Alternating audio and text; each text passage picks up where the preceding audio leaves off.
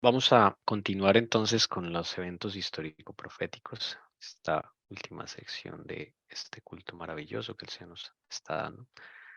Que pueda el Señor seguir hablándonos a nuestro corazón a través también de estos eventos histórico-proféticos. Vamos a primero a leer otra porción de la escritura. Estamos viendo la quinta y sexta trompeta, tal como la estudiaron los pioneros, como la estudió, o más bien, tal como el Señor se la reveló a Josias Leach, predicador de la época de Guillermo Miller, que junto con todos ellos predicaron el mensaje del primero y segundo ángel. Y esta profecía es muy importante y casi no se habla de ella, casi no se expone, lastimosamente. Poco se habla de estas. Mm, hermana, venga a ver aquí quién nos puede ayudar. Hermanita Carito, ¿nos puede ayudar? Sí, señor. Gracias. Apocalipsis 9, 13 al 15. Sexta trompeta. Dice, el sexto ángel tocó la trompeta y oí una voz que salía de los cuatro cuernos del altar de oro que está delante de Dios y decía al sexto ángel que tenía la trompeta, suelta los cuatro ángeles que están atados junto al gran río Éufrates. Y fueron desatados los cuatro ángeles que habían sido preparados para la hora, el día, el mes y el año, para matar a la tercera parte de la humanidad. Ok. Sexto ángel toca la trompeta. La sexta trompeta y la quinta están relacionadas. Ok. Están relacionadas. Se habla del mismo poder. Aquí se está hablando de que se le da la orden de soltar, dice a cuatro ángeles, ¿ok? Que están atados junto al gran río Éufrates. Me da ya una localización. Río Éufrates está arriba al norte de Israel, a lo que hoy es, perdón, al oriente de Israel, norte, oriente, de lo que hoy es Irán, Irak, ¿ok? Es el famoso río Éufrates. Bueno, entonces se le da la orden a esos ángeles que sean desatados y se da un tiempo. Miren que acá otra profecía de tiempo, porque dice que habían sido preparados para la hora, el día, el mes y el año. Tiempo profético. Si un día equivale a un año en la profecía, día profético equivale a un año literal, ¿cuánto sería toda esta cuenta? Si alguien lo sabe, lo puede decir. ¿Ok? Sacamos la cuenta juntos. Sí, Listo. Bueno, manita Carito, a ver, su merced, ayúdeme acá. ¿Cuántos días tiene un año? 365. Ok, calendario bíblico son 360. ¿Listo? Sí, Entonces, un año igual a 360 días.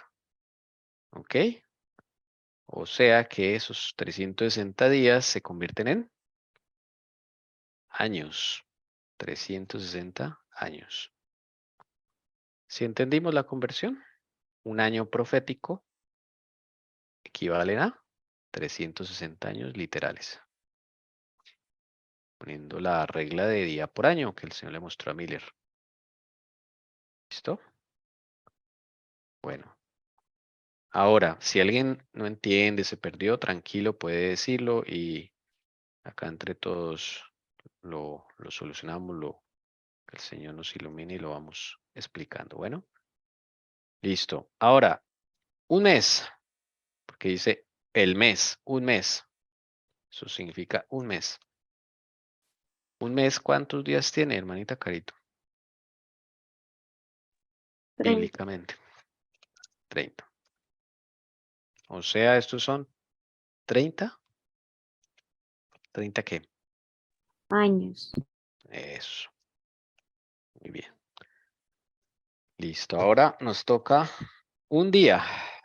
Ya calculamos el mes, ahora vamos a calcular este día. Un día.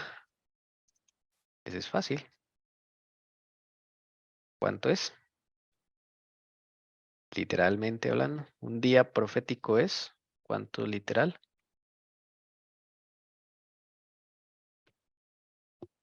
¿Uno? Año. Un año. Es. Porque es día por año. Es fácil. Ahora dice acá la hora. O sea, una hora. Una hora. Igual.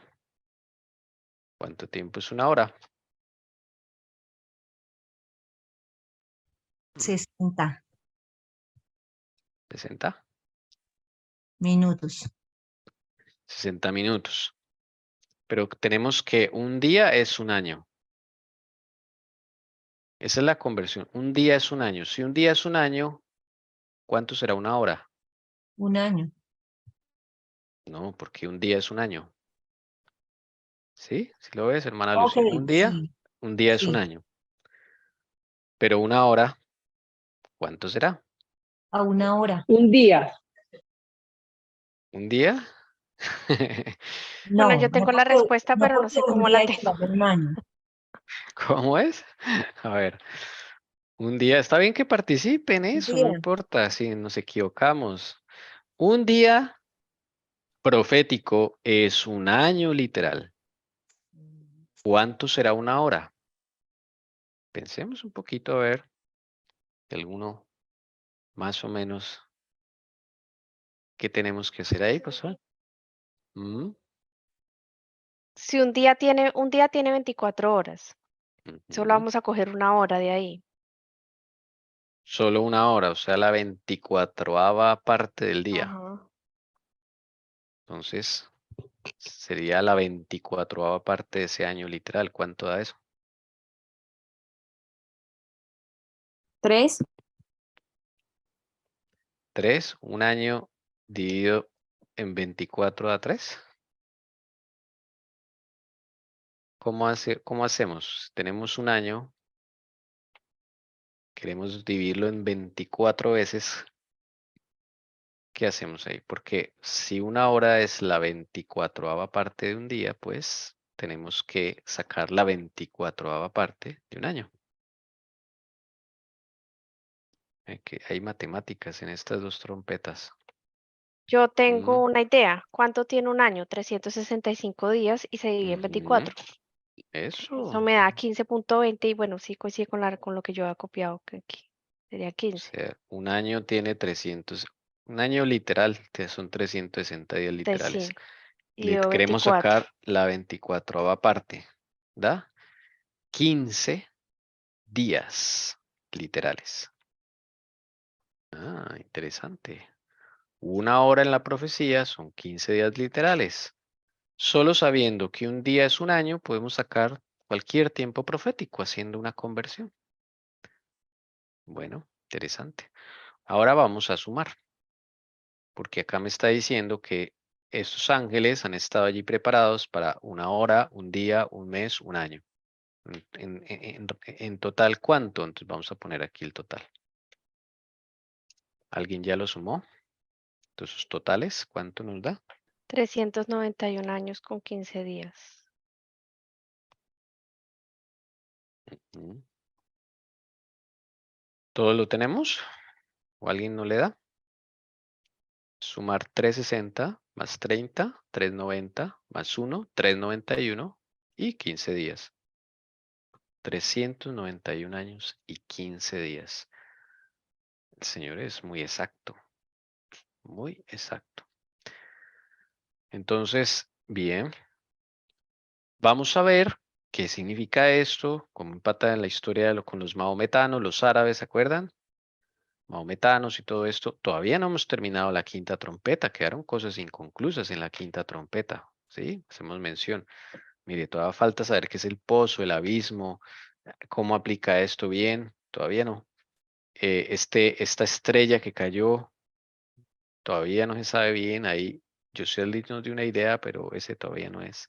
Entonces estamos recorriendo rápidamente la quinta y sexta trompeta. Y después vamos a versículo por versículo a armarla ya completa. ¿Listo? Entonces vamos a leer. Segundo, yo voy a buscar aquí. Donde las diapositivas, donde quedamos. Dice, les fue dado después del surgimiento del Imperio Otomano atormentar o acosar y debilitar a los hombres, el Imperio Romano en el este, durante 5 meses. Si estos son meses proféticos, como es probable, serían 150 años. Pero, ¿cuándo se levantó ese imperio? El señor Miller lo ha fijado en 1298 después de Cristo. Otros, entre ellos Gibbon, en su libro Decadencia y Caída del Imperio Romano, lo ha fijado en 1299. Dice que Osman invadió por primera vez el territorio de Nicomedia el 27 de julio de 1299. También señala la circular exactitud de la fecha, una circunstancia que no se encuentra a menudo en la historia de aquellos tiempos. Dice, la singular exactitud con que se da esta fecha parece indicar cierta previsión del rápido crecimiento del monstruo, o sea, el Imperio Otomano.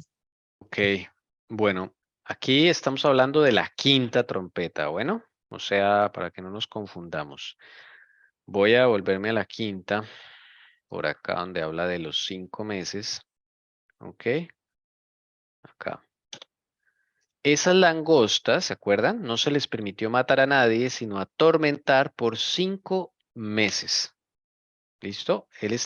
Acá el autor está refiriéndose a los 5 meses de la quinta trompeta. Entonces tenemos 2 tiempos. Ojo, 2 tiempos. Uno en la quinta trompeta y uno en la sexta trompeta. El tiempo de la quinta trompeta son 5 meses.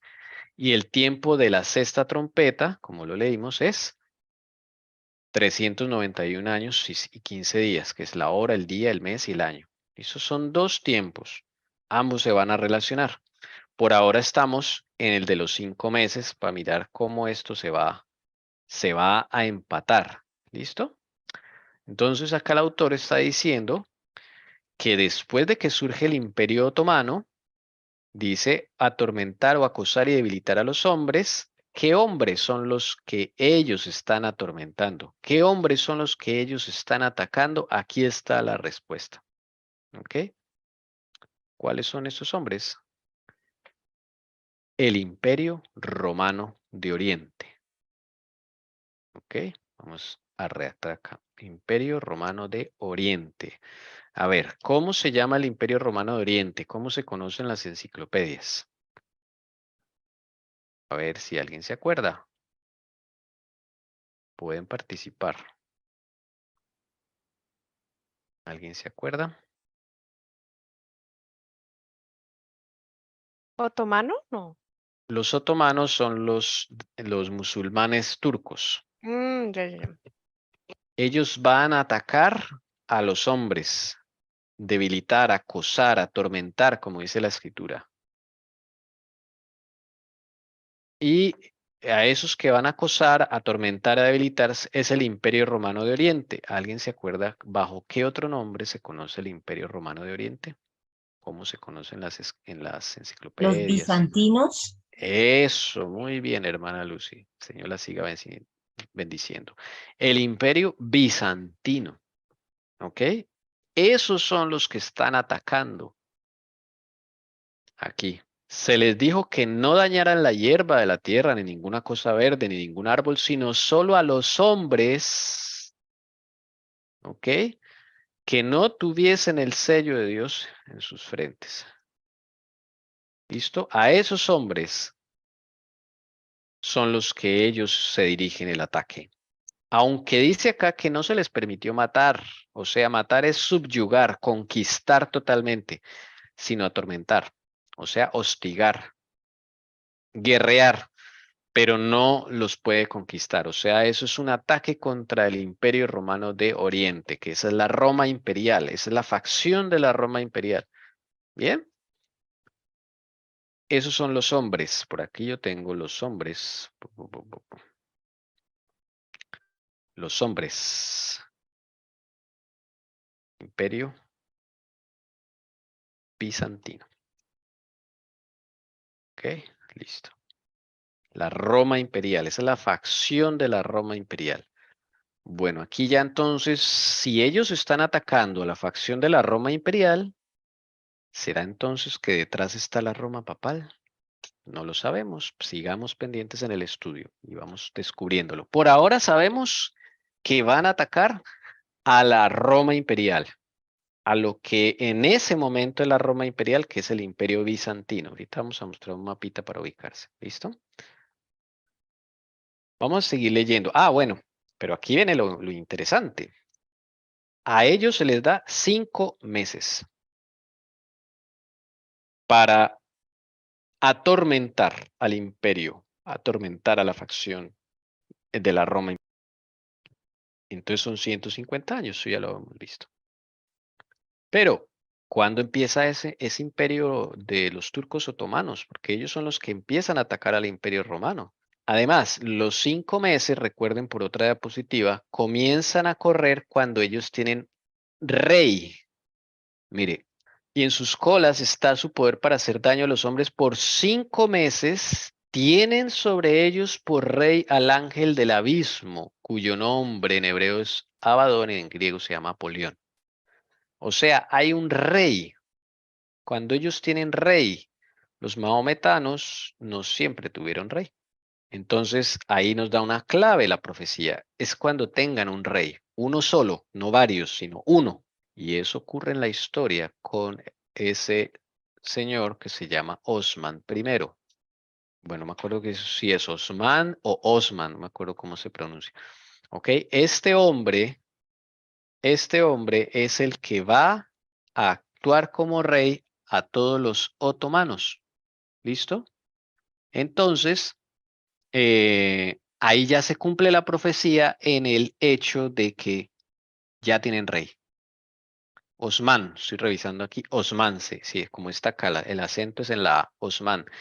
Este hombre es el primero que es el líder único de todos los musulmanes en esa época. Se echa al hombro a todo el ejército musulmán, turco, y empiezan a atacar al Imperio Romano de Oriente. ¿Listo? Al Imperio Bizantino. Esa fecha se pone en 1299, entre 1298 y 1299, pero se toma esta porque fue cuando Osman invadió por primera vez los límites de la capital del Imperio Romano de Oriente. Hay una pequeña población allá, ya vamos a mostrar el mapa, se llama Nicomedia, y ese fue el primer ataque allá directo al corazón, a la capital del Imperio Romano de Oriente. Entonces esta fecha exacta es la que necesitamos para la profecía. ¿Listo? 27 de julio de 1299. Ahí ellos tienen rey. Ahí comienzan a acosar, digamos, al corazón del Imperio Romano de Oriente. Ya lo habían acosado antes. No quiere decir que no lo hayan acosado antes, no. Ya lo habían acosado antes. Lo que pasa es que ahora tienen rey. Son 2 condiciones para empezar a contar los 150 años. Que atormenten y que tengan rey. ¿Es claro? Si alguna de las dos no se cumple, no puedo contar los 150 años, no puedo comenzar el conteo de los 150 años. Tiene que ocurrir esas dos cosas. Y eso se da 27 de julio de 1299. Lo registra el autor historiador Gibbon, que es un historiador que escribió mucho acerca del Imperio Romano, un historiador del siglo XVIII, si no estoy mal, y ese era el libro que los pioneros usaban mucho para estas cuestiones históricas. Y el señor guió a Josiah Leach en esta fecha, porque miren que Miller todavía no la tenía exacta. Él dijo alrededor de 1298. Es curioso que Guillermo Miller no se le dieron las fechas así exactas. Fueron otros las que el Señor les mostró. Y es así como trabaja el Señor. El Señor no le va a mostrar todo a una sola persona. A veces le muestra unas cosas a una, a otra le muestra otra, y entre todos se forma la doctrina, la luz, la revelación profética. Bueno, hay que ser muy, con el Señor, muy cuidadosos, muy humildes, porque a veces nosotros decimos, no, ese no, eso no es de Dios, eso no, porque el único que sabe si es de Dios o no es Jesucristo. Entonces nosotros vamos a preguntarle a Jesús. 27 de julio de 1299 comienza a contar los 150 años. Esa fecha es clave porque de ahí para adelante se pueden saber varias cosas que fue lo que el Señor le mostró a ellos y al dice que vamos a seguir leyendo. Si fechamos el origen de este imperio en 1299, los 150 años terminarían en 1449. Durante ese lapso de tiempo, el Imperio Oriental de Roma fue hostigado sin medida por el poder otomano, pero no fue sometido enteramente a él. El año 1448, Murad II, el sultán turco, sitió Coria, una de las ciudades más fuertes del Imperio Romano. El fin de los 5 meses llegaría al año siguiente. Naturalmente, deberíamos esperar alguna gran derrota del ejército del emperador cristiano, pero ¿fue así? Nada más lejos de la realidad. Tras un largo asedio estival y una gran pérdida de hombres con la llegada del otoño y las lluvias, los turcos levantaron el sitio y se retiraron. El imperio quedó en paz. Uno casi se inclinaría a pensar que la palabra de la profecía debía fallar ahora. Claro, usted coge 1299 y le suma 150 años, llega a 1449. Entonces Josiah Leeds dice, bueno, el último ataque ocurrió en 1448, o sea, un año antes, ¿sí? Pero se supone que son 150 años, entonces deben terminar en 1449. Efectivamente, el año anterior, 1448, llega el sultán de esa época, que se llama Murad II, el rey que tienen ellos en esa época, sitia una de las ciudades más fuertes del Imperio Romano, que se llama Coria, ¿ok? Pero al otro año, ¿qué pasa? Ellos se van, el imperio queda en paz, y entonces ahí uno dice, ay, sí ve, no se cumplió. No, esperemos un momentito, porque es que el Señor no me está diciendo cómo se va a cumplir. ¿Sí? El Señor me está diciendo que algo va a suceder allí, pero si usted lee la palabra atentamente, cuidadosamente, simplemente dice que tienen poder para hacer daño a los hombres 5 meses. Y ya. O sea que al final de los 5 meses, esa restricción se les va a quitar. Ya no pueden hacer daño. O sea, ya no solamente van a hacer daño, sino tal vez ya van a subyugar al Imperio Romano de Oriente. ¿Sí notan? Lo único que nos está diciendo el Señor es que van a atormentar, van a acosar, van a sitiar durante 150 años esos turcos otomanos, pero cuando acaben esos 5 meses, las condiciones van a cambiar. No nos está diciendo exactamente qué va a suceder, ¿ven? A veces nosotros con la profecía le añadimos cosas que ahí no dice. La profecía no me está diciendo qué pasa al cabo de los 150 años, todavía no me dice, ¿listo? Pero sí que algo se va a cumplir. Bueno. Por eso dice Josiah Leach, pues no es como nosotros esperamos, es como el Señor está diciendo. El Señor no está diciendo que una guerra vaya a pasar, no, sino que las condiciones van a cambiar. Veamos el mapa. Miren, este es el Imperio Bizantino en sus diferentes épocas. Si usted ve este contorno rojo que bordea parte del norte de Italia, el sur de España, el norte de África, nos vamos aquí por Egipto, todo eso baja hasta ya al sur de Egipto, luego sube otra vez Siria, Asia Menor, todo esto por el Mar Negro, por acá arriba de Bulgaria, ese es el famoso río Danubio que queda al norte de Bulgaria. Toda esta zona era el Imperio Romano de Oriente. ¿Ok? Porque ya el Imperio Romano de Occidente ya no existía. ¿Listo? Eso fue en el año, por allá, por los años de Justiniano, cuando Justiniano sienta al Papa en Roma, este era todo su territorio, el que acabamos de describir. Pero pasa el tiempo Y por el año 1000, o sea, el siglo XI, solo le queda lo rosado. Todo lo de color rosa y rojo, eso es el Imperio Romano de Oriente. Y a la vez de que se va reduciendo las tierras y el poder del Imperio Romano de Oriente, va aumentando el Imperio Romano Papal. ¿Sí notan? Siempre es así. Son dos facciones. Una va subiendo, otra va bajando y así sucesivamente. ¿Ok? Pero cuando llegamos al periodo de los turcos otomanos, en el 1360, por ahí alrededor de 1360, solo le queda esta cosita roja en lo que hoy es Grecia, y esta cosita roja aquí que es Tesalónica. Eso es solo lo que queda del Imperio Romano de Oriente. ¿Ok? Pregunta, a ver si alguien se acuerda. ¿Cuál es la capital del Imperio Romano de Oriente? Bueno, una más fácil. ¿Cuál es la capital del Imperio Romano de Occidente? ¿O de la facción papal? ¿Cuál es la capital? Roma. Muy bien, Roma. Esa es la capital de la Roma papal. ¿Listo? ¿Y cuál es la capital de la otra facción de la Roma imperial, pero de esta época, la que estaba al oriente? Ahí está en el mapa, de hecho. Macedonia. Por ahí. O sea, Bulgaria. no, ese es el país. Sí, Ciudad, es una ciudad. Bulgaria es todo un territorio y Macedonia también es todo un territorio. Constantinopla.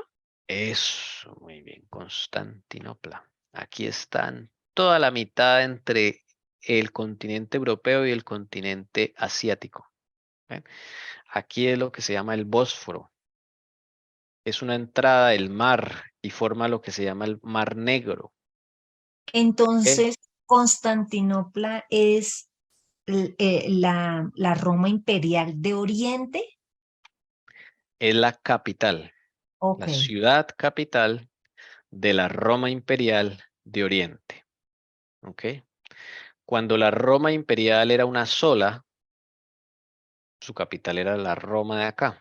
Pero cuando ellos se van y dejan al Papa, siguen las dos facciones. Ahora es Roma papal con la capital en Roma y Roma imperial con la capital en Constantinopla. ¿Sí? Van cambiando, pero en esta época que estamos hablando, desde que Justiniano sentó al Papa, mejor dicho, ahí. No, más atrás. Se puso una capital nueva. ¿Por qué? Si hay dos facciones, hay dos capitales. Sencillo, ¿notan? Si hay dos facciones, pues deben haber dos ciudades capitales de cada facción. Y así fue. Pues el emperador Constantino se trasladó por allá en el año 323, 330, no me acuerdo bien la fecha. Se pasó de Roma, Italia, y fundó una ciudad acá al oriente. ¿Y saben cómo la llamó él? La Segunda Roma. Y después la nombraron Constantinopla en honor a él, Constantino. Y entonces quedaron dos capitales. Y ahí están las dos facciones. Roma, Italia, se la quedó el Papa. Y la nueva Roma, Constantinopla, se la quedó el Imperio Romano de Oriente. ¿Hasta ahí se entiende? Sí, ahora sí Eh, entiendo. Las de Eso. las dos facciones, sí. Cada una con su capital, claro. Cada una con su ciudad importante, su capital. Entonces, Constantinopla es la segunda Roma. Cosa curiosa, también tiene 7 colinas. Y Roma, Italia, tiene 7 colinas. O sea, son capitales. Eh, Otra pregunta, a ver, ¿quién sabe cómo se llama Constantinopla hoy en día? Esa ciudad existe hoy día, ¿no? Roma, Italia sigue siendo Roma, Italia hoy día. Pero Constantinopla, hoy no conocemos esa ciudad como Constantinopla porque le cambiaron el nombre. ¿Alguien sabe hoy día cómo se llama esa ciudad? yo no. Ok, ¿alguien? Es la capital de Turquía. Estambul. Eso, muy bien. Estambul. Esa es Constantinopla. Es la misma. Aquí en esta zona del Bósforo. ¿Ok? Este era el corazón de la Roma imperial. Pero si ustedes ven, mire cómo la van agotando. Pasaron de un territorio grandísimo, luego pasaron a un territorio este rosadito y luego le dejaron lo rojito nomás. ¿Ya? En esos 150 años lo están dando durísimo, pero no la han exterminado, no la han conquistado. Pregunta que ya nos ha dicho el Señor por medio del Siraquí. Toda esta gente, todos estos emperadores, familias nobles de la Roma imperial oriental, de los bizantinos, ¿para dónde se fueron? ¿Será que se destruyeron? ¿O será que algunos quedaron vivos? Porque a punta de guerras, mire todo lo que le quitaron, todo ese terreno que le quitaron hasta quedar esto rojito nomás. ¿Alguien se acuerda? ¿Fueron destruidos? ¿O se volaron, huyeron? Ellos huyeron, ¿cierto? Sí, señora. ¿Te acuerdas para Y dónde? sí, para... Se fueron por acá por el mar o por tierra también llegan. Fueron, ellos se fueron, pues no estoy segura, pero no sé, ellos se fueron a, ay, Ahí está cerquita. ay, Y ellos se fueron huyendo. A medida que iban pasando las guerras, cuando ya los emperadores, las familias nobles se vieron acosadas, ya encerradas, ellos se fueron. ¿Para a dónde se los fueron? ingleses, ¿no? No todavía. Primero a Venice, A Sí. Venecia, a Venecia, a Venecia. Primero a Venecia, de ahí para arriba se fueron yendo hacia Inglaterra, hacia Holanda e Inglaterra. Pero ellos en Venecia primero. ¿M? Ese fue el lugar de escape de ellos. Y se empezaron a cambiar los apellidos. Y empezaron a actuar como si no fueran romanos, para esconderse. Empezaron a esconderse. Y esa es la famosa nobleza negra veneciana. ¿Ok? Eso es junto con otros que se juntaron allá, ¿no? No solamente venían de la Roma imperial de Oriente, venían de otros lugares, pero los de las familias de los emperadores huyeron a Venecia y allá forman una república y forman lo que se conoce como los bancos y empieza ese sistema monetario a jugar y ellos empiezan a gobernar en la sombra. Bueno, no gobernar, empieza su proyecto para volver a retomar el mundo como antes. Increíble historia, porque el que dominaba era la Roma papal. Esta facción, la Roma imperial estaba en la sombra, estaba ya tras bambalinas. La Roma papal no se daba, de pronto sí sabían mucho, pero pensaban que ya los tenían subyugados. Interesante. Y como siglo tras siglo los iban acabando a los romanos, a la Roma imperial, las iban dando durísimo, durísimo. Y luego llega este Osman, les da durísimo. Y luego llega el final de los 150 años. ¿Qué va a pasar ahí? ¿Quién está ya de emperador? Vamos a leer un poquito de esa historia. Pero llegó el momento y la palabra de Dios fue confirmada por el acontecimiento. Juan Paleólogo, emperador de Constantinopla, había muerto, y su hermano Constantino Dragaces no se atrevió a subir al trono sin el permiso de Murad II, el sultán turco. Envió embajadores para pedir su consentimiento antes de atreverse a llamarse soberano. Esto ocurrió en 1449. Este vergonzoso procedimiento parecía presagiar la inminente caída del Imperio Romano de Oriente. Bueno, está el último emperador soberano, independiente, se llamó Juan Paleólogo. ¿Ok? Juan Paleólogo. En esas guerras con los otomanos él muere. Y el trono quedó vacante. Él no tenía herederos, se los mataron, creo. Entonces el heredero más cercano en sangre era su hermano, que se llamaba Constantino. Este es el Constantino número 11, ya, desde el primero.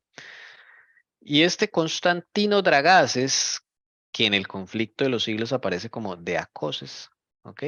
Vamos a subrayar acá. Él ya no sube al trono independiente. ¿Qué hace acá? va a donde Murad II, el sultán turco, y le pide permiso para gobernar. Hágame el favor. Roma imperial pidiendo permiso para gobernar. Nunca antes en la historia había sucedido tal cosa, que un emperador se agachara ante otros rey para pedirle permiso para gobernar. ¿Mm? Le envía embajadores, pide su consentimiento, y eso es una vergüenza para la Roma imperial. O sea, si ahí ya están acabados. Y este es el anuncio de la inminente, como dice acá, caída del Imperio Romano. Interesante. ¿Y en qué año ocurrió eso? 1449, finalizando los 150 años. Qué increíble el Señor cómo muestra las cosas. Nunca antes había sucedido tal cosa. O sea, se subyugaron a los otomanos. Constantino XI. Y de ahí en adelante, solamente 4 años se acabó el Imperio Romano de Oriente tal como se conocía. En 4 años, con la caída de Constantinopla, el último lugar, el más codiciado, cuando llegan a la segunda Roma, la Constantinopla y los otomanos la acaban, hasta ahí llegó el Imperio Romano de Oriente. En ese momento ya todas las familias nobles están en Venecia. Interesante. 1449, un año histórico. Marca la caída, el inicio de la caída del Imperio Romano. A veces el Señor no nos da, digamos, Él no nos da la guerra final, no, Él nos da desde antecitos, cuando las cosas empiezan ya, cuando hay un punto de quiebre, ¿ve? Cuando las cosas ya cambian. Entonces, por más de que usted vean que este no fue el último emperador, algunos historiadores dicen que en realidad sí fue el único emperador, porque el último, perdón. Juan Paleólogo me refiero, porque él fue el último emperador libre, soberano, independiente, que no le pidió permiso a nadie para gobernar. Pero a partir de Constantino Dragaces, ahí sí no, él ya pide permiso para asumir el trono, y es un trono con una tierrita chiquita en comparación a lo que tenía todo el Imperio Romano. Pero secretamente ellos están organizando en Venecia. Eso ya desde siglos antes están allá en Venecia. Qué interesante, preparando su contraataque. Porque ellos saben que detrás de esos otomanos hay mano papal por ahí rondando. Y los enemigos número 1 de ellos se convierte en la facción papal. 1449. Y coincide, porque ahí ya se iban a levantar los primeros reformadores, que es un ataque contra la Roma papal. Interesante. Bueno, ¿alguna pregunta hasta ahí? Bien, yo sí tengo preguntas, a ver si alguien anotó o se acuerda. ¿De qué año a qué año van los 150 años? Desde el 1299 a 1449. Amén. Muy bien, hermana. Muy bien, muy bien. ¿Qué pasó en 1299? ¿Qué marca el inicio de los 150 años? 2 condiciones, recuerden. Tiene la Cuando profecía. Osman fue rey, Eso. Por primera vez hay rey en los musulmanes, sí. que fue el 27 de julio de 1299. Bien, ahí corregimos. No, ese día no fue que él fue rey, no, sino que ese día fue que él empezó a hostigar al Imperio Romano de Oriente. ¿Listo? Que es diferente. Ok. En la batalla de Nicomedia. Nicomedia es una ciudad chiquita que quedaba ahí cerquita a Constantinopla, o sea, ya le estaba pisando ahí los talones. Entonces, eso es lo que pasa el 27 de julio de 1299. Primer ataque de los musulmanes teniendo un único rey. Bien, esas son Sí, las 2 condiciones. Teniendo un único rey, porque ellos ya habían atacado al Imperio Romano de Oriente hace rato, hace siglos, ellos llevaban atacando, pero no con rey, no con un rey, sino con varios califas. Lo llamaban califas. Ellos tenían varias tribus, varios territorios. No había una consolidación de un único imperio bajo un único rey. Todavía no la había. Pero con Osman se cumple. Entonces, ese es el famoso 27 de julio de 1299. El primer ataque al Imperio Romano con un rey unificándose ellos como nación, como pueblo, un pueblo musulmán.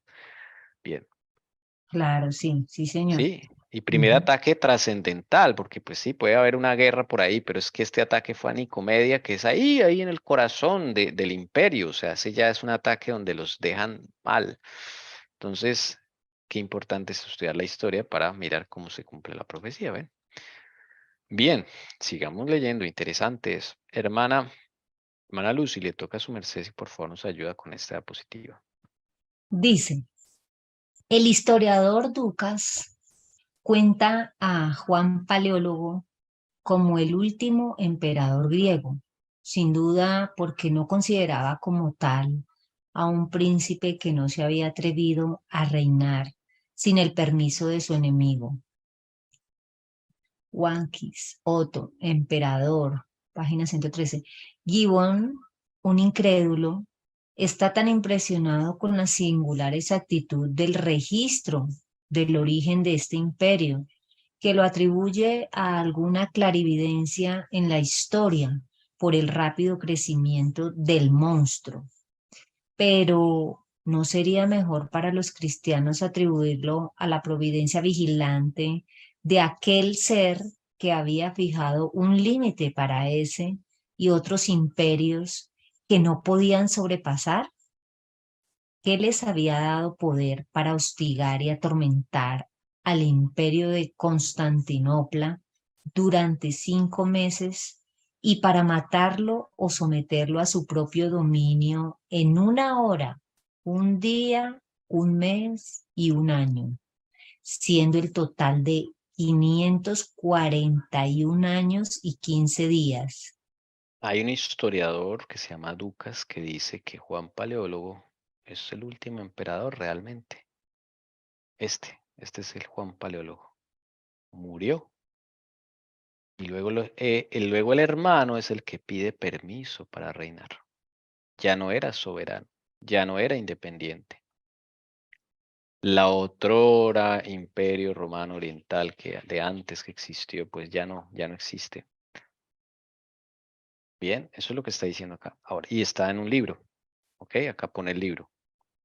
Imperio Otomano, página 113 de Hawkins, historiador Ducas. Bueno, ahora, otro historiador, Gibbon. Acá hay dos historiadores porque Josiah Litch es el que está escribiendo esto que estamos leyendo y él pone ahí los historiadores que dicen. Y Gibbon, que no es creyente, él se impresiona de la exactitud de los 150 años. ¿Sí? Él dice, eso es como una clarividencia en la historia por el rápido crecimiento de ese monstruo. El monstruo es el Imperio Otomano, ¿ok? Porque ha crecido de una forma impresionante. En 150 años acaba con el Imperio Romano de Oriente, ¿ok? Dios, dice el hermano Josiah Litch, es el que fija límites para todos los imperios que han existido y existen en la actualidad. Él en su omnisapiencia sabe hasta qué momento y prefija los tiempos para cada imperio. Y nos lo deja en la escritura. Y dijo, el imperio romano oriente va hasta el 1449, hasta ahí. Y el Señor ahí ya lo dictaminó. O sea, es impresionante esto, hermanos. Él está al control de todo. ¿Ok? Durante esos 5 meses se le había dado poder para hostigar y atormentar, no para subyugar totalmente. Pero se acaban los 150 años y ahora sí se les da el poder de subyugar al Imperio Romano de Oriente. Y eso es lo que sucede en la sexta trompeta. O sea, la sexta trompeta es continuación de la quinta. Después de los 150 años, viene el año, el mes, el día y la hora. Viene otro tiempo. ¿Ok? ¿Qué pasa acá en la sexta trompeta? Miren, se da una orden y se dicen esos ángeles que están sueltos, perdón, esos ángeles que están atados, hay que soltarlos. ¿Qué significa eso? ¿Qué significa cuando algo está atado y se desata? En la palabra encontramos muchas veces expresión, atados. Nosotros estamos atados, tenemos cadenas generacionales. ¿Qué significa estar atado? ¿Alguna idea? ¿Qué le da la idea a usted de estar atado? Estar amarrado. No se puede Sí, zafar de eso. eso. Una restricción. No nos podemos zafar, solo el poder de Cristo nos puede liberar. Entonces, son restricciones. Entonces, estar atado es una restricción. Cuando sueltan esa restricción, ya no se tiene ese bloqueo. En el caso de los otomanos, ¿qué restricción tenían? Que no podían subyugar, solo herir. No podían matar. ¿Ok? ¿Es claro esa restricción? Aquí está. No se les permitió matar a nadie, sino atormentar por 5 meses. Esa es la restricción. Estaban atados. Tenían un bloqueo para no poder, por más de que lo intentaron en siglos, no subyugaron al Imperio Romano de Oriente, no lo pudieron conquistar. Sí le hacían daño, le redujeron territorio, pero no lo podían conquistar. La conquista vendría después de los 5 meses. ¿Ok? Entonces la expresión soltar es que Dios dictamina que esa restricción se les quita. Uy, bendito sea el Señor cuando Jesús diga, se le quita la restricción al hermano tal por esta cadena generacional, ha vencido en el nombre de Jesucristo y por la sangre del Cordero. Se le quita esa restricción. Wow. Bendito sea el Señor. Entonces acá ocurrió lo mismo. En el cielo se decreta, porque está la voz de Dios, que se suelten esa restricción que tenían estos otomanos, porque estaban atados por esa restricción. Mire, estaban atados. Y me da una ubicación, el río Éufrates. Pues, ellos se la pasaban en el río Éufrates, o sea, era su casa el río Éufrates. ¿Ven? Me da aún más las características. Atados y río Éufrates. Te dirá, pero esos no son ningunos angelitos. Sí, son angelitos, pero los caídos. ¿Ok? Dios le pone límites a los demonios, a los ángeles caídos. Ellos no pueden hacer lo que quieran. Por eso hay que aferrarse a la mano del Todopoderoso. ¿M? Porque Él es el único que le puede poner límite a esos demonios. ¿Ok? Cuando se sueltan esos ángeles, ya no tienen esa restricción, ya pueden conquistar. Detrás de un gran imperio siempre hay demonios controlándolos, eso sí, siempre. Entonces, esos demonios se sueltan en el sentido de que ya tienen libertad para subyugar. Y eso es lo que hacen. ¿Ok? Y eso es lo que hacen. Ahora, ¿cuánto tiempo iban a tener para ya este imperio otomano hacer y deshacer? 391 años y 15 días. Es el tiempo que se les dio para andar sueltos de esa restricción, ¿no? No para hacer lo que quisieran, pero de esa restricción de no poder conquistar y subyugar. Ahí se le quita esa restricción. Y cuando empiezan estos turcos otomanos a conquistar esas cosas sería. Bueno, Pero, ¿cuándo será derrocado este poder? De acuerdo con los cálculos ya hechos, que los 5 meses terminaron en 1449, por lo tanto, la hora son 15 días. El día son un año, el mes son 30 años y el año son 370 años. En total, 1391 años y 15 no, días. qué pena interrumpirte. El total, si lo puedes volver a leer, por favor. En total, 391 años y 15 días. Terminarán el año 1840 en algún momento del mes de agosto. La profecía es más notable y definida, incluso hasta los días, entre todas las de la Biblia, relativa a estos grandes acontecimientos. Es tan singular como el registro de la época en que se levantó el imperio. Los hechos están ahora ante el lector y él debe hacer la disposición de ellos que mejor le parezca. El sexto ay todavía continúa y continuará hasta que se seque el gran río Éufrates y suene la séptima trompeta. Bueno, entonces Josiah Lee dice, bueno, si los 150 años terminaron en 1449, pues vamos a sumarle los 391 años y 15 días. ¿Ok? Las fechas claves. Y el Señor le da esto a Josiah Leach y dice él, esto va a terminar en 1840, el poder otomano. Esa libertad que tenían, esa restricción que se les quitó, iba a terminar, dice él, en el año de 1840, en algún momento del mes de agosto. Interesante. ¿Cómo él llega a saber hasta el mes? Pues porque la Biblia dice que son 391 años y 15 días. Entonces él parte desde 1299. Desde el 27 de julio de 1299, le suma 150 años y luego le suma 391 años y 15 días, y eso le da una fecha exacta, 11 de agosto de 1840. Ahí, ¿en qué año estaba Josiah Leach cuando el Señor le mostró esto? Este libro que estamos leyendo sobre la probabilidad de la segunda venida de Cristo, este libro, él lo hace en 1838, como panfletos creo que lo imprime. O sea, 2 años antes del cumplimiento de esa sexta trompeta. ¿Ok? Aquí en este cuadrito lo vemos más desmenuzado, ¿no? Los 150 años comenzaron el 20 de julio de 1299.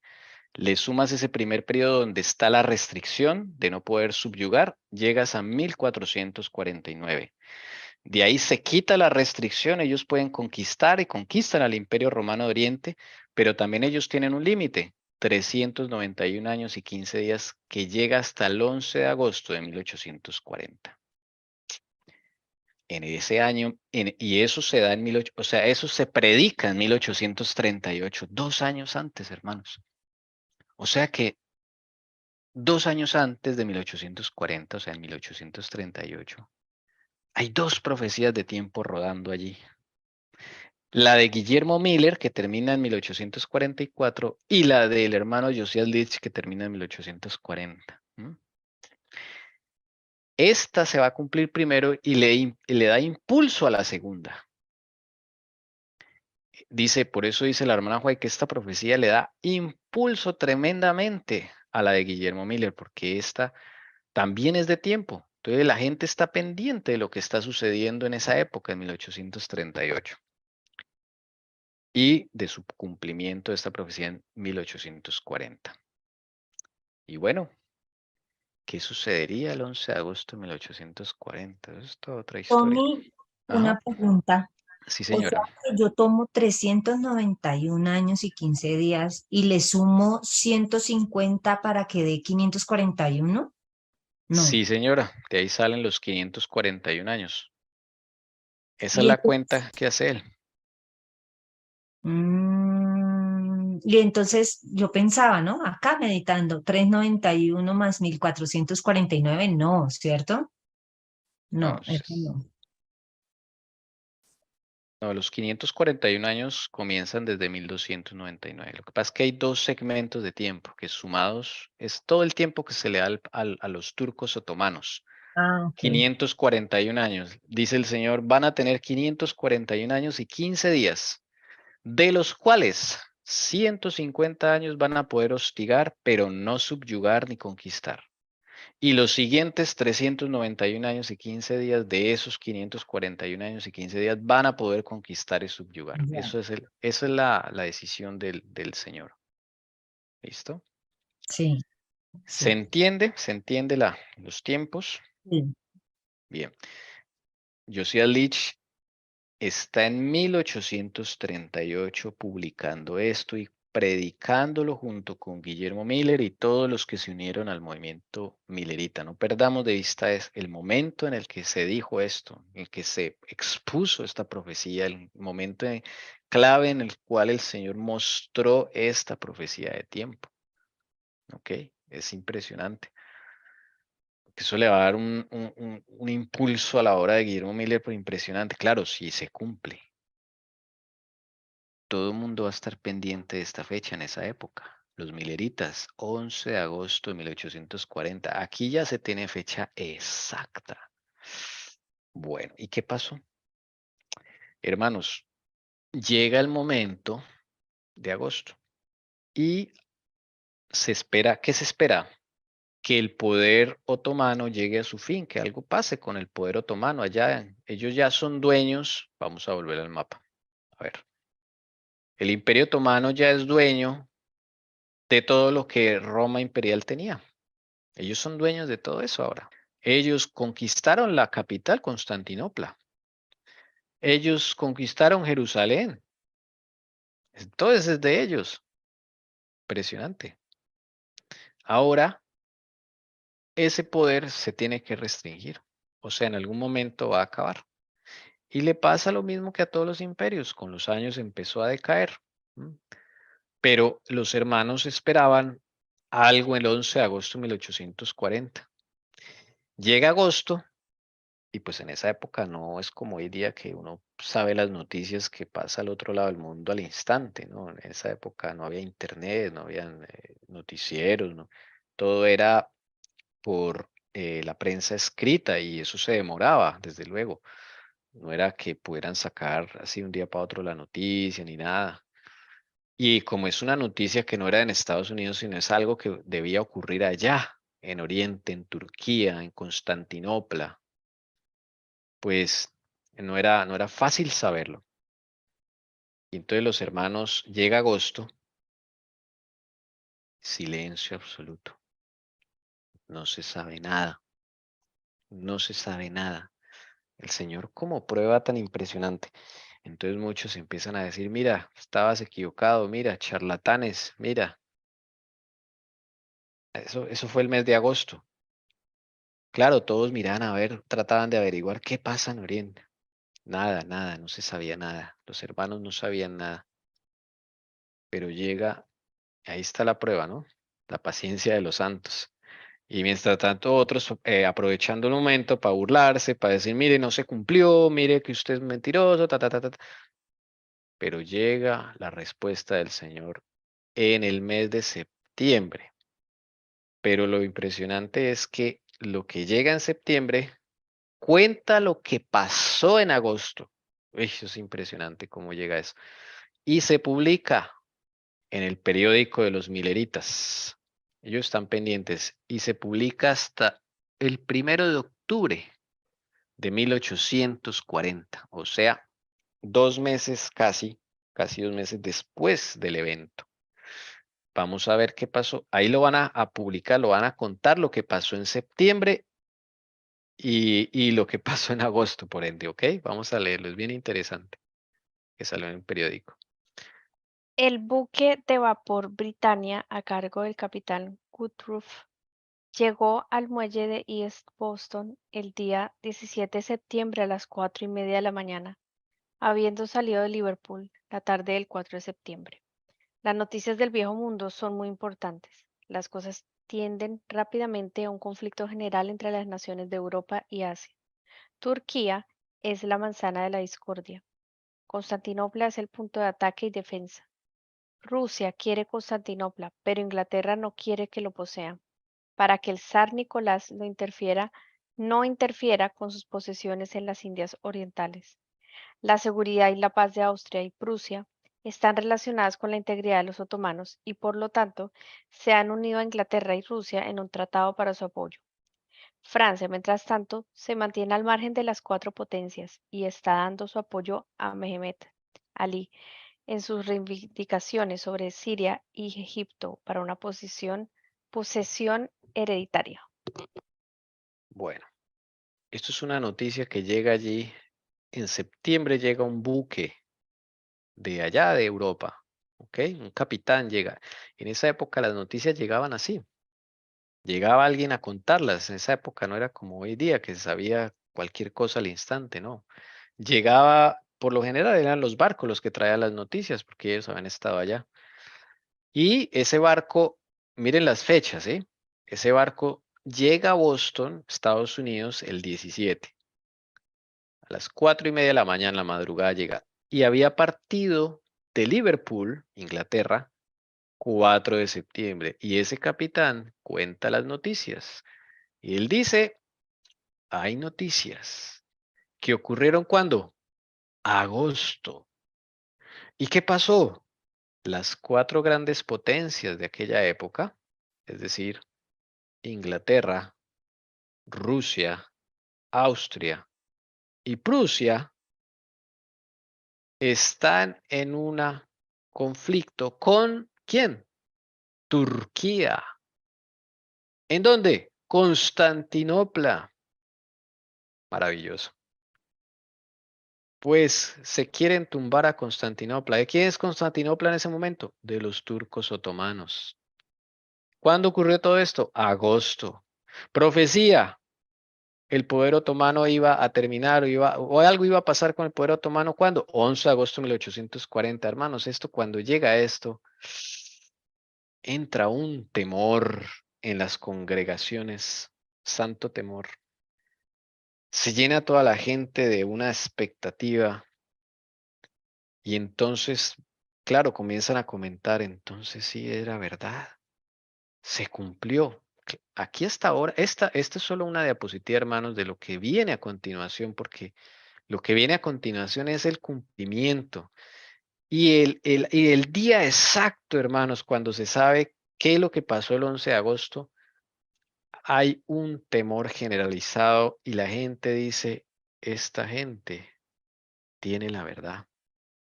Guillermo Miller tiene una profecía para 1843. Hay que prestarle atención. Esto llena de, mejor dicho, de impulso a la obra y Guillermo Miller y sus asociados trabajan sin parar, porque los pedidos de predicaciones no los pueden atender, no dan abasto. El movimiento que se levanta en Estados Unidos y en Europa, como vamos a ver, es impresionante, hermanos, por causa de esta profecía. Ya había pasado la lluvia de estrellas, o sea, pero como nosotros los seres humanos somos como olvidadizos, ¿sí? ¿Cuándo fue la lluvia de estrellas? 1833. Y luego, 7 años después, pasa esto. Hermanos, ahí sí no hay excusa. Sí, es como que el que ya no quiere ver. Y ahí empieza la gente a moverse. Claro, Satanás también empieza a moverse y empieza a poner dudas y decir, no, pero estaban predicando otra cosa, no sé qué. No, entre más llegan las noticias, más se confirma la profecía. Y los turcos otomanos, sucede algo impresionante con los turcos otomanos que ya tendremos tiempo de estudiar, porque ese es un evento del sexto sello, lo que pasa con los musulmanes turcos otomanos en aquella época y quién los subyuga. O sea, esto es asombroso lo que sucede. Esta es la famosa profecía de los 541 años y 15 días. Los actores, los turcos otomanos y los de la Roma imperial. Mientras tanto, el Papa estaba ya gobernando a sus anchas en estos 541 años, ¿no? Ellos estaban haciendo y deshaciendo. Lo que pasa es que siempre nos fijamos es en el Papa, en lo que está pasando acá en Occidente, pero muy poco hablamos de lo que sucede en Oriente. El Señor ha dicho que ambos son importantes porque hay 2 facciones, 2 Romas, ¿ok? Entonces hay que ponerle atención a las 2, porque las 2 están ahí gobernando el mundo por tiempos, ¿listo? No sé si alguien quiera comentar algo, preguntar algo que no se entendió bien. No importa si se puede volver a repetir. Tenemos unos minuticos, tranquilos. Bueno, o sea que la profecía de 541 años y 15 días es la relacionada con los turcos otomanos. Sí, sí, señora. Ok, Y por listo. ende, los afectados que son el Imperio Romano de Oriente, la facción de la Sí, Roma imperial, ¿no? sí, señor. Ajá. Eso, Llegué. exactamente. Algo importante es que esos 541 años y 15 días se dividen en dos periodos. Uno que lo da la quinta trompeta y otro que lo da la sexta trompeta. Ambas son complemento. ¿Listo? Ambos tiempos Listo. son complemento y se suman. Y hace referencia al mismo poder, al mismo imperio turco otomano. ¿Listo? Como quedaron unos minuticos, vamos a leer una cita, que es la que nombramos la vez pasada. ¿Por qué estamos estudiando las trompetas? ¿Por qué quedó esto ahí en el conflicto de los siglos? Eso no quedó así como así, hermanos. Eso tiene un propósito. Pero nos toca estudiar para saberlo. Vamos a ir a mensajes. A ver, por aquí está. Déjenme buscarlo. Yo aquí lo tenía abierto. Voy a proyectar acá un texto de la hermana White. Eso está en Mensajes Selectos, tomo 3, página 487, párrafo 1. Dice lo siguiente. Voy a proyectarlo primero. Hermanos, para que vean que esto es en serio. O sea, eso no es porque si uno nos ponga así a estudiar cosas porque sí. Bueno, dice acá, tendrá lugar la batalla del Armagedón y ese día no debe encontrar a ninguno de nosotros que durmiendo. Debiéramos estar completamente despiertos. ¿Qué es estar despierto? Estar en escudriñamiento con el Señor. Como vírgenes, ¿qué dice acá? Prudentes, que tenemos, ¿qué cosa? Aceite en nuestras vasijas y en nuestras lámparas. ¿Qué es ese aceite? Mire, el poder del Espíritu Santo debe estar sobre nosotros y el capitán de las huestes del Señor estará a la cabeza de los ángeles del cielo para dirigir la batalla. Y mire lo que dice la hermana White. Solemnes eventos ocurrirán ¿cuándo? En el futuro. ¿Sí ve? La hermana White. Sonará una trompeta tras otra. Es el texto que nombrábamos la vez pasada. O sea Sí, que, o sea que no habían sonado. Mira, ahí está diciendo que van a sonar trompetas. Si en esa época estaba sonando, si ya había sonado la quinta, ya había sonado la sexta y solo faltaba la séptima, porque así era, solo faltaba la séptima. ¿Por qué la hermana White vuelve a decir sonará una trompeta tras otra? Y acá dice, y una copa tras otra serán volcadas en forma sucesiva sobre los habitantes de la tierra? O sea, esto es importante. Las trompetas van a volver a sonar, no sé si las tres últimas, no sé si todas, pero por lo menos más de una sí. Porque es que la séptima trompeta ya es la resurrección de los muertos, hermanos. La séptima trompeta ya la última trompeta, ya es cuando Cristo viene y los muertos en Cristo resucitarán primero. Esa es la séptima trompeta. Esa es la última que esperaban los hermanos de aquella época. Miren que el hermano Josias Lich también lo dice acá. Voy a enfocar acá. Mire lo que dice el hermano Josias Lich. El sexto ay todavía continúa, o sea, va hasta 1840, lo que le está hablando. Y dice acá, y continuará hasta que se seque el gran río Éufrates y suene la séptima trompeta. Esa es la última trompeta que ellos esperaban, la séptima. La época de Guillermo Miller, la época de la hermana White. Pero ¿por qué aquí la hermana White ya no dice lo mismo? Y esto se escribió en 1890. Eso es una carta que se la escribió a los hijos. O sea que la iglesia no entró, hermanos, no entró a la Canaán celestial y el Señor nos devolvió al desierto. O sea, si nos devolvió, pues va a tener que sonar estas trompetas, por lo menos las tres últimas. Y ella sigue diciendo, escenas de enorme interés están casi sobre nosotros. Y estas cosas serán indicaciones seguras de la presencia de aquel que ha dirigido en todo movimiento agresivo, que ha acompañado la marcha de su causa a través de los siglos y que ha prometido bondadosamente estar en persona con su pueblo en todos sus conflictos. ¿Hasta cuándo? Hasta el fin del mundo. Él defenderá su verdad, él hará que ésta triunfe, él estará listo para suplir a sus fieles de motivos y poder de propósito, inspirándoles esperanza y valor en la creciente actividad cuando el tiempo esté muy cercano. Sí, en que la hermana Joy habla, hay cosas que van a suceder. ¿Por qué? Porque aquí ya había pasado 1888, cosa curiosa. Esto lo escribe en 1890, o sea, 2 años después de 1888. Aquí ya cambia su lenguaje. Entonces nos está diciendo, otros van a tener que vivir ese sonido de esas trompetas otra vez. Ahí nos está dando pistas, ¿eh? Ella no lo está diciendo explícitamente, pero las cosas espirituales se disciernen espiritualmente, ¿sí? Si ellos solo esperaran la séptima trompeta en 1890, la hermana Juárez simplemente habría dicho, falta la última trompeta. Y ya. Esperamos el sonido certero de la última trompeta, como lo dijo anteriormente, antes de 1888, pero aquí ya no lo dice así. Y dice futuro. Cuando uno habla así de solemnes eventos ocurrirán en el futuro, es que no se sabe cuándo. Y la hermana Juárez murió en 1915 y ella no vio esos solemnes eventos. No los vio. Nos tocará verlos a nosotros. ¿Mm? Entonces, hermanos, pues ahí está la respuesta. Sí, van a volver a sonar. No sé cuántas, no sé, eso el Señor no lo ha revelado. Cada uno tendrá su posición, pensar, pero que suenan, van a sonar otra vez.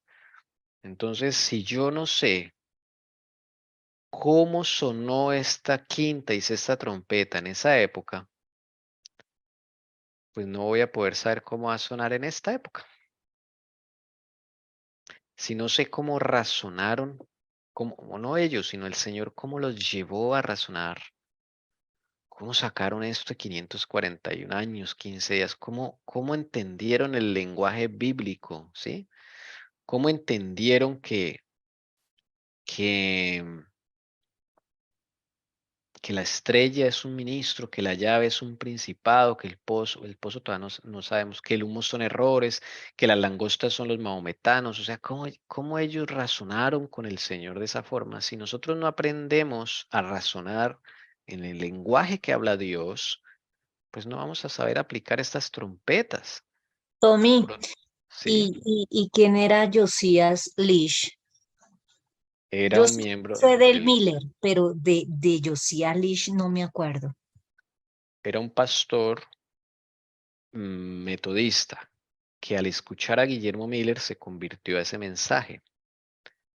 Y entonces él empezó a predicar también lo que predicaba Guillermo Miller, sino que el Señor le reveló esta profecía adicional. Entonces él se dedicó a esta profecía y Guillermo Miller a la otra. Y cuando esta profecía se dio cumplimiento, pues esta le dio impulso a la de Guillermo Miller. O sea, eran milleritas todos. ¿Listo? Dentro de los muchos conversos, pues estaba este hombre, Josiah Litch. Es que eso fue un movimiento muy impresionante lo Sí, que sucedió en esa época. Eso fue increíble, hermanos. Ahí pueden qué ver bonito.